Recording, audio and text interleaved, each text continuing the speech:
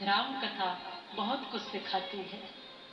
राम जी का एक बार कुल का दर्शन करो। आप कहते हो ना कि राम, हम भी चाहते हैं कि राम आए, चाहते हैं ना सभी कि राम आए। हम भी राम जी को देखना चाहते हैं, बुलाना चाहते हैं, हमारी कुटिया में आए, हमारे घर में आए, हमारे मन में आए, हमारे जीवन में आए। हम भी राम जी को चाहते हैं। तो राम जी को वास्तव में चाहते हो तो एक बार अपना जीवन देखना पड़ेगा कि बेदाग है या दागदार है, मेला है या साफ सुथरा है। राम कहाँ आते हैं, इस बात का प्रमाण सूर्य वंश दे रहा है आपको। आज आप कहते हैं किस रावण की बाहें काटूं, किस लंका को आग लगाऊं, घर घर रावण पग पग लंका, इतने राम कहां से लाऊं। घर घर रावण है, पग पग लंका है, इतने राम कहां से लाऊं। तो कहां से आएंगे राम, बताओ बताओ आज।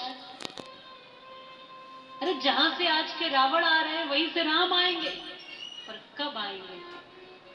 कौशल्या तुम बनोगी तो घर घर राम आएंगे। तुम्हें राम को बुलाना है तो कौशल्या की कोख कहाँ है जी। राम तो ढूंढ रहे हैं कोई कौशल्या मिल जाए।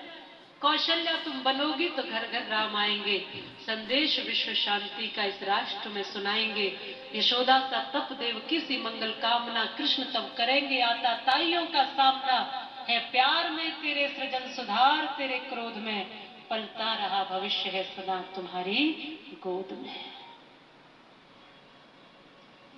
राम कहाँ आए हैं, सूर्यवंश को प्रणाम करके सूर्यवंश का दर्शन करिए। ब्रह्मा के पुत्र हुए हैं मरीचि। ब्रह्मा से आप उनके वंश का वर्णन सुनिए। ब्रह्मा के पुत्र हुए मरीचि, और मरीचि के पुत्र हुए हैं कश्यप। कश्यप के पुत्र हुए हैं विवस्वान, और विवस्वान से ही सूर्यवंश का प्रारंभ हुआ है, जिसे हम सूर्यवंश कहते हैं। ये विवस्वान से, वहां से प्रारंभ इस वंश का है। विवस्वान के हुए हैं वैवस्वत मनु, मनु के हुए हैं इक्ष्वाकु, इक्ष्वाकु के हुए हैं कुक्षी, कुक्षी के हुए हैं विकुक्षी, विकुक्षी के हुए हैं वाण, वाण के हुए हैं अरण्य, अरण्य के हुए हैं पृथु, पृथु के हुए हैं त्रिशंकु, त्रिशंकु के हुए हैं धुंधुमार, धुंधुमार के हुए हैं युवनाश्च, युवनाश्च के हुए हैं मानधाता, मानधाता के हुए हैं सुसंधि, सुसंधि के हुए हैं ध्रुवसंधि, ध्रुवसंधि के हुए हैं भरत, भरत से हुए हैं असित, असित से हुए हैं सगर, सगर से हुए हैं असमंज, असमंज से हुए हैं अंशुमान, अंशुमान से हुए हैं दिलीप, दिलीप से हुए हैं भागीरथ, भागीरथ से हुए हैं कुकुत्स, कुकुत्स से हुए हैं रघु, रघु से हुए हैं प्रवृद्ध, प्रवृद्ध से हुए हैं शंखण, शंखण से हुए हैं सुदर्शन, सुदर्शन से हुए हैं अग्निवण, अग्निवण के हुए शीघ्रग, शीघ्रग के हुए हैं मरु, मरु से हुए हैं प्रशुशुक, प्रशुशुक के हुए हैं अम्बरीश, अम्बरीश के हुए हैं नुहुष, नुहुष के हुए हैं ययाति, ययाति के हुए हैं नवाघा, नवाघा के हुए हैं अज, अज के हुए हैं दशरथ जी, और दशरथ जी के हुए हैं श्री राम। बोले रामचंद्र भगवान की। ये पूरी वंशावली सूर्य वंश की है। अब इसमें एक एक का विस्तार दिया गया है ग्रंथों में, एक एक के बारे में। इसमें जो सगर है वो उनकी सौतेली माँ ने विष दे दिया था जब ये गर्भ में थे, तो वो चमन मुनि के आशीर्वाद से जहर के साथ पैदा हुए। जहर भी कुछ न बिगाड़ सका, उनका नाम हुआ सगर। भागीरथ इस कुल में हुए जो गंगा मैया को इस धरती पर लाए। गौ सेवक इस कुल में हुए हैं, धर्मात्मा हुए हैं। राजा अम्बरीश इस कुल में हुए हैं जो भगवान विष्णु के परम भक्त थे। इस कुल में राजा हरिश्चंद्र हुए हैं जिन्होंने वचन के लिए सब कुछ त्याग दिया। विश्वामित्र जी ने कहा कि राज्य पाठ सब मेरा है। एक बार कभी हरिश्चंद्र जी ने कहा था विश्वामित्र जी से कि आपको जो कुछ भी चाहिए आप मेरे पास आ जाना। तो आज विश्वामित्र जी ने परीक्षा लेने के लिए आकर कहा ये सारा राज्य मुझे तुम्हारा चाहिए हरिश्चंद्र। तो हरिश्चंद्र ने पूरा राज्य, राजा हरिश्चंद्र ने बिना सोचे समझे, बस साधु द्वार पे खड़ा है, साधु ने कुछ मांगा है और साधु यहाँ से निराश नहीं जाना चाहिए, फिर चाहे वो कुछ भी मांग ले, पूरा राज्य दे दिया। राजा हरिश्चंद्र ने पूरा राज्य सौंप दिया। विश्वामित्र जी ने कहा राज्य तो मेरा हुआ, पर अब संकल्प लो और संकल्प लेकर के कहो कि ये राज्य हम तुम्हें देते हैं। और संकल्प तो खाली हाथ लिया नहीं जाता, कोई भी संकल्प लो खाली हाथ नहीं लिया जाता। तो कहा कि अब इस संकल्प के करते समय कुछ सोना अवश्य रखना। कई बार सोना मांग लिया और कहा खजाना तो मेरा हो गया, राज्य मेरा हो गया, सब कुछ तुमने पहले ही दान कर दिया, अब तो दान का संकल्प ले रहे हो। दान तो कर चुके, पर दान का संकल्प भी खाली हाथ नहीं होगा। तो अब कई बार सोना मांग लिया, अब कहा कि सोना चाहिए, कहां से दोगे? अगर तुम नहीं दे सकते, अपना वचन न निभा पाओ तो अपना राज्य ले लो, मैं अभी भी नहीं कह रहा कुछ। हरिश्चंद्र जी ने कहा प्रभु, मैंने आपको सारा राज्य दे दिया, ये राज्य, सैनिक, नौकर, खजाना सब आपका हो गया, लेकिन अब ये तन तो बचा है, इस तन को बेचकर भी अपना वचन पूरा करूंगा। राजा हरिश्चंद्र कहते हैं ये तन तो अभी बचा है। पत्नी को कहते हैं मैं अपने आप को बेचकर अपना वचन पूरा करने जा रहा हूं। पत्नी ने कहा कि पतिदेव, मैं भी आपके साथ चलती हूँ, मैं भी कहीं काम आ जाऊं आपके संकल्प में। बालक ने कहा पिताजी मैं भी चलता हूँ। छोटा सा बालक, तीनों प्राणी काशी में जाकर के अपने आप को बेचने के लिए खड़े हैं। किस लिए?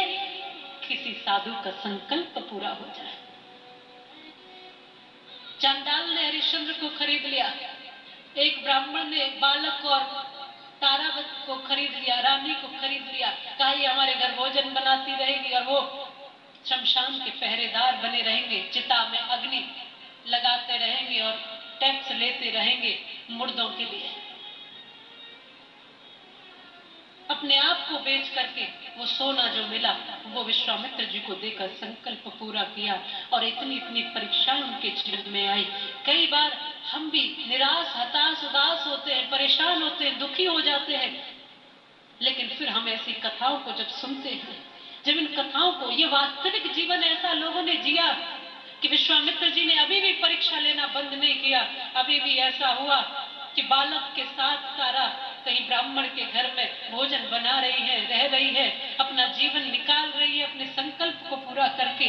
लेकिन बालक फूल लेने गया तो नाग ने बालक रोहित को डस लिया और उसकी मृत्यु हो गई।